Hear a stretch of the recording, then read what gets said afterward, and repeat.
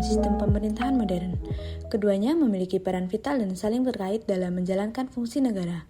Hubungan antara eksekutif dan legislatif mengedepankan pengawasan dan pembatasan kekuasaan antara kedua cabang. Hal ini bertujuan untuk mencegah penyalahgunaan kekuasaan oleh salah satu pihak, sehingga kedua cabang saling mengontrol untuk menjaga keseimbangan pemerintahan. Singkatnya, eksekutif dan legislatif memiliki hubungan yang saling bergantung, saling mengawasi, dan saling mempengaruhi dalam rangka memastikan pemerintahan berjalan dengan baik dan sesuai dengan prinsip demokrasi.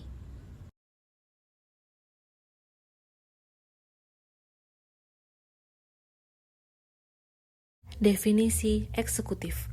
Eksekutif merupakan lembaga pemerintahan yang dibuat oleh negara untuk menjalankan berbagai fungsi kenegaraan. Eksekutif juga dapat diartikan sebagai orang yang memegang jabatan paling tinggi atau kekuasaan yang paling tinggi dalam suatu perusahaan.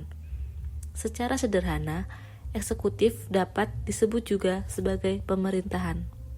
Definisi legislatif. Legislatif adalah salah satu dari 3 cabang utama pemerintahan yang bertugas membuat, mengubah, dan mencabut undang-undang. Sederhananya, legislatif adalah pihak yang menghasilkan aturan-aturan yang berlaku di suatu negara.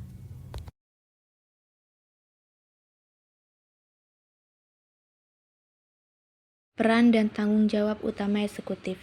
Yang pertama, mengarahkan strategi perusahaan. Eksekutif bertanggung jawab menetapkan tujuan jangka panjang perusahaan dan strategi untuk mencapainya. Yang kedua, membuat keputusan besar. Tugas utama eksekutif adalah mengambil keputusan penting yang mempengaruhi arah dan keberhasilan perusahaan, seperti keputusan tentang produk baru dan kerjasama dengan perusahaan lain.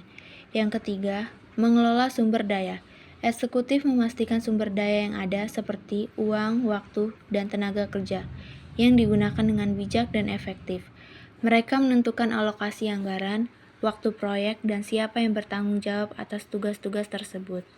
Yang keempat, mengawasi kinerja. Eksekutif memantau apakah perusahaan bergerak sesuai rencana. Mereka mengevaluasi kinerja karyawan, tim, dan perusahaan secara keseluruhan untuk memastikan target tercapai atau ada perbaikan yang diperlukan. Yang kelima, membangun budaya perusahaan. Eksekutif berperan besar dalam menciptakan lingkungan kerja yang positif dan produktif. Mereka menetapkan nilai-nilai perusahaan dan memastikan semua orang bekerja dengan semangat yang sama. Yang terakhir, mewakili perusahaan. Eksekutif sering menjadi wajah perusahaan. Yang keenam, fungsi pengawasan, mengawasi jalannya pemerintahan dan penggunaan anggaran. Yang ketujuh, fungsi representasi, membela kepentingan publik dan mewakili rakyat dalam sidang legislatif. Secara keseluruhan, badan legislatif menjaga keseimbangan kekuasaan antara eksekutif, legislatif, dan yudikatif dalam sistem pemerintahan demokratis.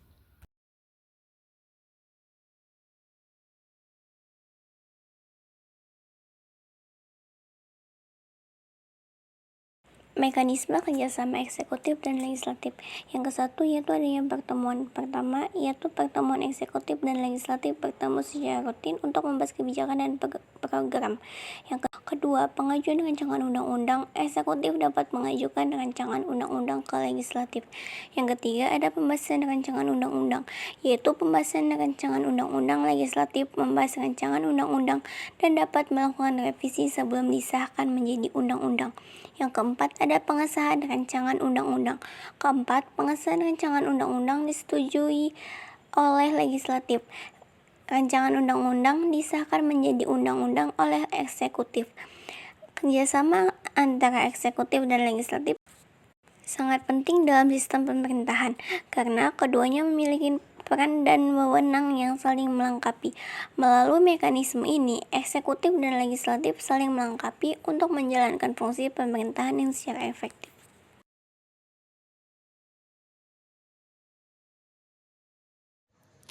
Contoh kerjasama antara eksekutif dan legislatif antara lain yang pertama, membahas dan mengesahkan anggaran negara. Pemerintah menyusun anggaran tahunan kemudian mengajukannya ke DPR untuk dibahas dan disetujui. Yang kedua, menyusun undang-undang. Eksekutif melalui kementerian atau lembaga terkait dapat mengusulkan rancangan undang-undang yang kemudian dibahas bersama dengan DPR.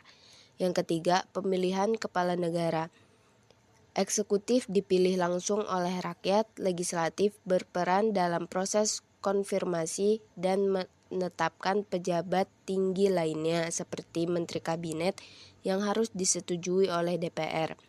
Yang terakhir, pengawasan terhadap kebijakan eksekutif. DPR berperan dalam mengawasi program-program kebijakan yang dijalankan oleh pemerintah.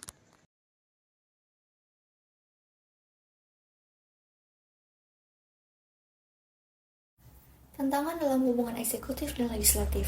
Yang pertama, perbedaan ideologi dan pandangan politik. Adanya pluralisme partai, semakin banyak partai politik yang masuk dalam parlemen, semakin beragam pula ideologi dan pandangan politik yang ada. Hal ini membuat sulit mencapai konsensus dalam pengambilan keputusan. Eksekutif seringkali lebih fokus pada hasil yang cepat dan terlihat, sementara legislatif cenderung mempertimbangkan dampak jangka panjang dari kebijakan. Yang kedua, konflik kepentingan. Jadi, baik eksekutif maupun legislatif seringkali mewakili kepentingan kelompok tertentu, seperti pengusaha, buruh, atau kelompok masyarakat tertentu. Hal ini dapat memicu konflik kepentingan dalam pengambilan keputusan. Misalnya, korupsi, kolusi, dan nepotisme dapat menjadi pemicu konflik kepentingan yang serius, terutama dalam hal anggaran dan proyek-proyek pemerintah. Yang ketiga, persaingan kekuasaan. Setiap lembaga negara memiliki ambisi politik untuk memperkuat posisinya. Persaingan untuk mendapat dukungan politik dan pengaruh politik dapat memicu konflik antara eksekutif dan legislatif. Yang keempat, kurangnya transparansi. Jadi, kurangnya transparansi dalam proses pengambilan keputusan dapat menimbulkan ketidakpercayaan dan spekulasi. Masyarakat seringkali kesulitan mendapatkan informasi yang akurat dan lengkap mengenai kebijakan pemerintah, sehingga sulit untuk melakukan pengawasan. Dan yang terakhir adalah ketidakpercayaan. Pengalaman buruk di masa lalu seperti kasus korupsi atau kegagalan kebijakan dapat menimbulkan ketidakpercayaan antara eksekutif dan legislatif.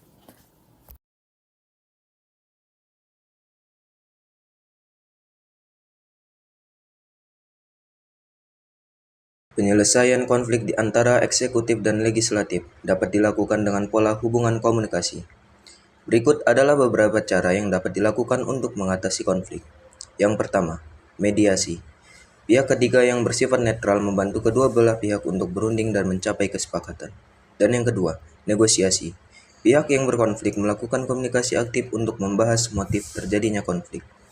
Yang ketiga, sikap toleransi. Saling menghormati dan menghargai pendapat masing-masing. Yang keempat, kompromi. Salah satu cara untuk menyelesaikan konflik. Yang kelima, konsiliasi. Salah satu cara untuk menyelesaikan konflik.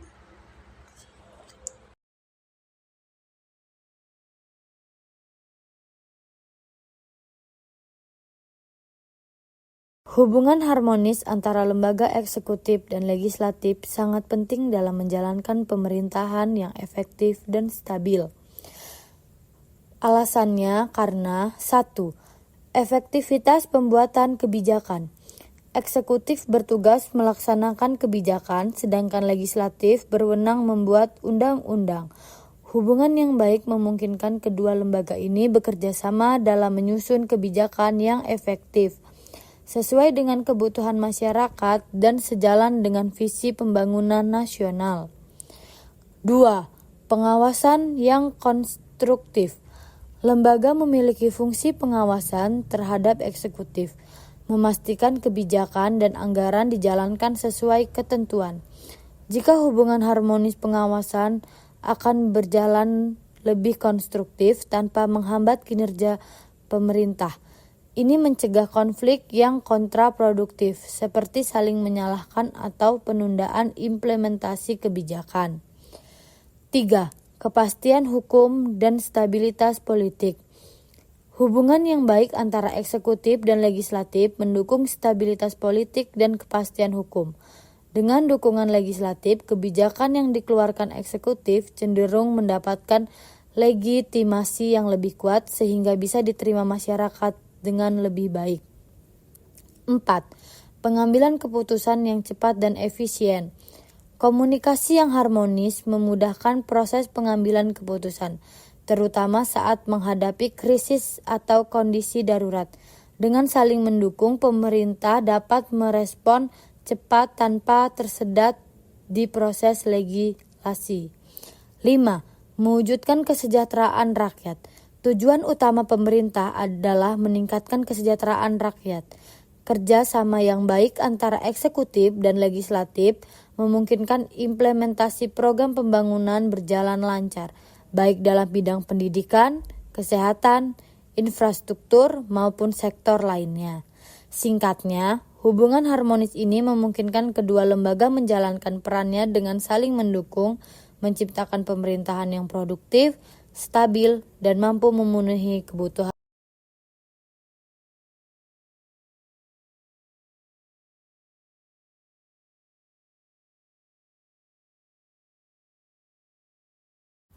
Hubungan antara eksekutif dan legislatif dalam sistem pemerintahan memiliki peran penting untuk menciptakan keseimbangan kekuasaan serta memastikan pemerintahan berjalan efektif dan demokratis.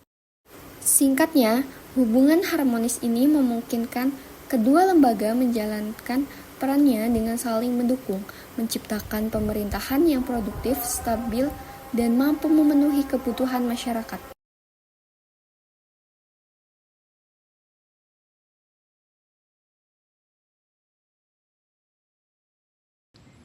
Rekomendasi untuk menjaga hubungan harmonis dan produktif antara lembaga eksekutif dan lembaga legislatif, berikut merupakan beberapa rekomendasinya. Yang pertama, dialog dan komunikasi yang terbuka. Penting bagi kedua lembaga untuk terus menjalin komunikasi yang terbuka dan konstruktif. Dialog yang intens dapat membantu menyelesaikan perbedaan pendapat dan mencapai kesepakatan. Yang kedua, kolaborasi dalam pembuatan kebijakan. Lembaga eksekutif dan lembaga legislatif perlu bekerja sama dalam merumuskan kebijakan publik yang baik. Keterlibatan aktif dari kedua lembaga dapat menghasilkan kebijakan yang lebih komprehensif dan berkelanjutan. Dan yang ketiga, menegakkan prinsip-prinsip demokrasi.